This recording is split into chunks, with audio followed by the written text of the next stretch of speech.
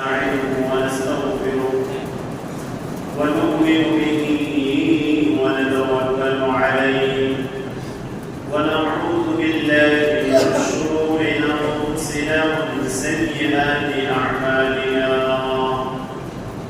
من يهده الله فلا مضل له ومن يضلله فلا هادي له فلن تجد له وليا مرشدا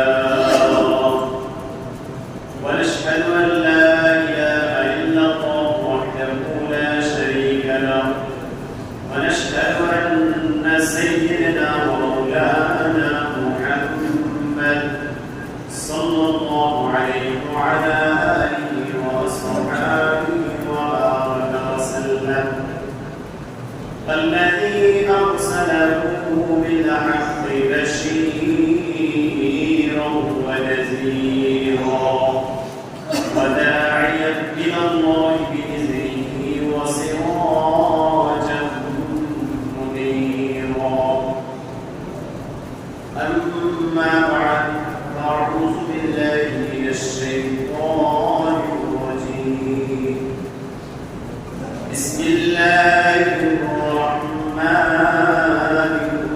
الرحيم قوا أنفسكم وأهليكم نارا صدق الله مولانا العظيم وصدق رسوله النبي الحبيب الكريم ونحن على ذلك من الشاهدين والشاكرين والحمد لله رب العالمين.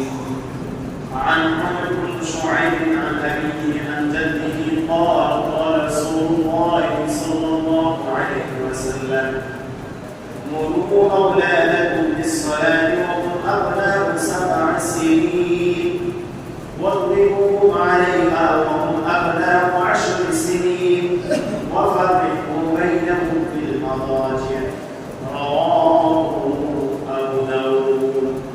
وقال تعالى في شأن حبيبه مخبرا وآمرا إن الله وملائكته يصلون على النبي يا أيها الذين آمنوا صلوا عليه وسلموا تسليما.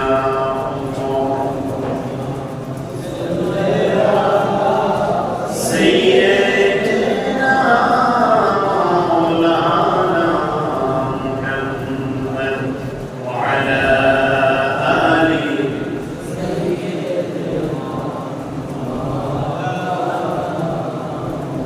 شكر محمد اللهم صل على سيدنا مولانا محمد وعلى آله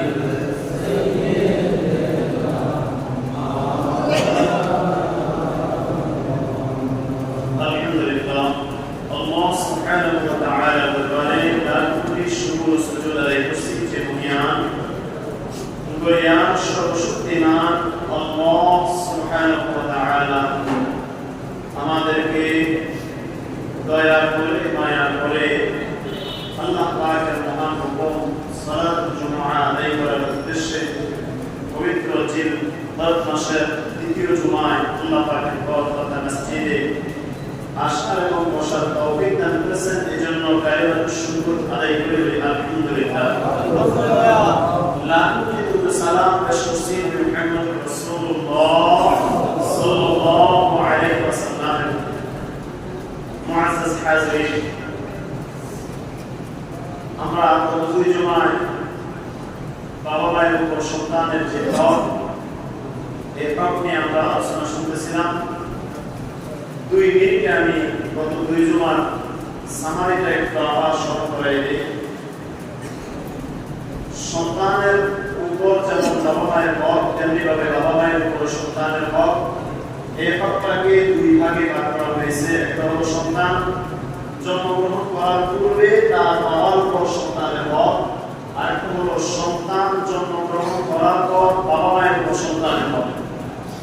তো জন্মের পূর্বে সন্তানের বাবার উপর সন্তানের যে হক, এই হকের মধ্যে এক নম্বর ছিল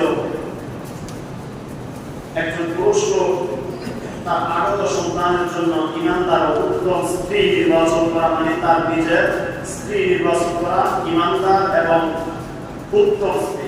দুই নম্বর ছিল এমন নারী নির্বাচন করা যার দ্বারা কল্যাণ সাধিত হবে।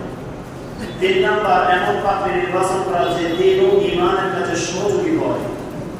চার নম্বর পাত্রী যেন বিদ্রোহী হয়, অর্থাৎ অপচয়কারী না হয়।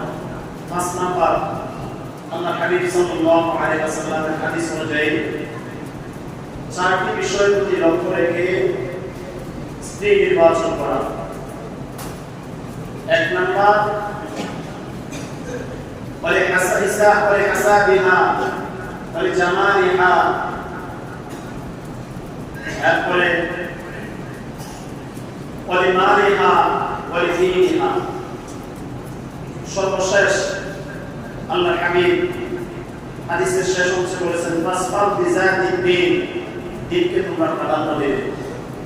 7 নম্বর নেকটা স্ত্রী একজন পুরুষের জন্য পৃথিবীর শ্রেষ্ঠ সম্পদ। 8 নম্বর সন্তান আসবে স্বামী স্ত্রীর যে সম্পর্ক, সহবাস করার সময় দোয়া পাঠ করা।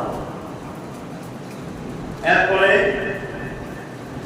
সন্তান যখন গর্ভে আসবে, গর্ভ অবস্থায় ওই গর্ভবতী মা বোন যে হয়, গর্ভবতী মাকে আল্লাহ হাবিব সাল্লাল্লাহু আলাইহি ওয়াসাল্লামের মাথা মুবারক থেকে পা মুবারক পর্যন্ত প্রতিটি অঙ্গ প্রত্যঙ্গের চিন্তা ভাবনা করার ব্যবস্থা করে দেওয়া, রাসূলুল্লাহ সাল্লাল্লাহু আলাইহি ওয়াসাল্লামের পুরো জীবনীটা তার সামনে তুলে দেওয়া, বর্ণনা করা, তাকে পড়তে দেওয়া, তার কানে পৌঁছে দেওয়া। কি কি? রাসূল করিম সাল্লাল্লাহু আলাইহি ওয়াসাল্লামের মাথা মুবারক কেমন ছিল, চুল মুবারক কেমন ছিল, রাসূলুল্লাহর চেহারা মুবারক কেমন ছিল, কপাল মুবারক কেমন ছিল, ভ্রু মুবারক কেমন ছিল, রাসূলুল্লাহর চোখ মুবারক কেমন ছিল, রাসূলুল্লাহর নাক মুবারক কেমন ছিল, রাসূলুল্লাহর গাল মুবারক কেমন ছিল, রাসূলুল্লাহর দাঁত মুবারক কেমন ছিল। একটা হাদিসে দেখেছি রাসূলুল্লাহর দাঁত নূর ঝলমল ঝলমল করতে, সুবহানাল্লাহ। এরপর রাসূলুল্লাহর দুধ মুবারক কেমন ছিল, রাসূলুল্লাহর দাড়ি মুবারক কেমন ছিল, গর্দান মুবারক কেমন ছিল, বুক মুবারক কেমন ছিল, রাসূলুল্লাহর মোহর, খাতনার মোহর যেটাকে বলা হয়, রাসূলুল্লাহর পিঠের মধ্যে কবুতরের ডিমের মতো এত ছোট একটা অংশ, রাসূলুল্লাহর পিঠ ছিল যেটাকে খাতনার মোহর বলা হতো, রাসূলুল্লাহর পেট মুবারক কেমন ছিল। এই বিষয়গুলো গর্ভবতী মায়ের সামনে বারবার বর্ণনা করা, তাকে স্মরণ করাইয়া দেওয়া, এবং তিনি যেন এই জিনিসগুলো কল্পনা করে এই জিনিসটা তার মেমোরির মধ্যে দিয়ে দেওয়া। রাসূলুল্লাহর জীবনী গর্ভবতী মাকে পড়ানোর ব্যবস্থা করা, শোনানোর ব্যবস্থা করে দেওয়া। এটা কার উপর দায়িত্ব? বাবার উপর দায়িত্ব। এবার সন্তান যখন দুনিয়াতে আসবে, সন্তান জন্মের পরে বাবা মায়ের উপরে কিছু অধিকার সন্তানের আছে, গতজনে যেটা আমরা বর্ণনা করেছি। প্রথমত আযান দেওয়া, দ্বিতীয়ত তাহনিক করানো, 3 নম্বর নবজাতকের বাবাকে স্বাগত জানানো, চতুর্থত শিশুর কান্নাকাটিকে গুরুত্ব দেওয়া, পঞ্চম আকিকা করা, সপ্তম সুন্দর নাম রাখা, ষষ্ঠ সুন্দর নাম রাখা, সপ্তম শিশু সন্তানকে উপনামে ডাকা, অষ্টম পোশাক পরিধানে আদব শিক্ষা দেওয়া। এটা ছিল সর্বশেষ গত জুমার পয়েন্ট। আজকে আমরা খুবই গুরুত্বপূর্ণ আরো 7টি বিষয় নিয়ে কথা বলব। এরপর হয়তোবা আবার ঈদের পর আমরা এই জায়গায় যেখানে আজকে শেষ হবে এখান থেকে শুরু হবে। ঈদের আগ পর্যন্ত যেহেতু হজ চলে আসছে, হজ এবং কুরবানি নিয়ে বাকি জুমাগুলো হয়তো ইনশাআল্লাহ আলোচনা করব। সম্মানিত হাজিরিন, আজকে আমরা সর্বপ্রথম যে বিষয়টা